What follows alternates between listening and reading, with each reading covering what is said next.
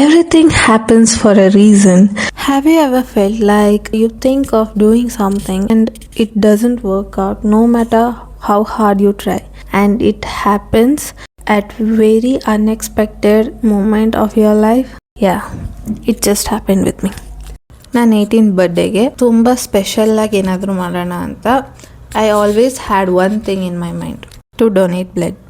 ಆದರೆ ಯಾವಾಗಲೂ ಏನಾದರೂ ಒಂದು ರೀಸನಿಂದ ಐ ಗಾಟ್ ರಿಜೆಕ್ಟೆಡ್.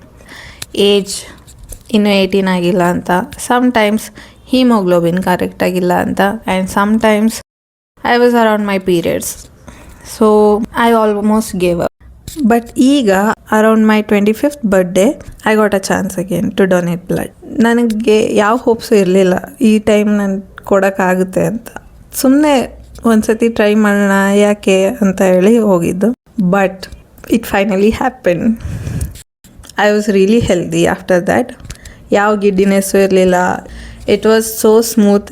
ಸೊ ಇದೇನಷ್ಟು ದೊಡ್ಡ ವಿಷಯ ಅಲ್ಲ ಶೇರ್ ಮಾಡೋವಂಥದ್ದು, but it's not a really small thing as well, because it just happen unexpected.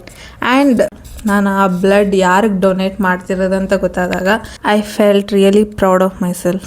It just gave me a hope to never give up on something. Just felt really good. So ಇಲ್ಲಿ share ಮಾಡಬೇಕಂತ ಅನಿಸ್ತು. So that's it. See you next time. Bye.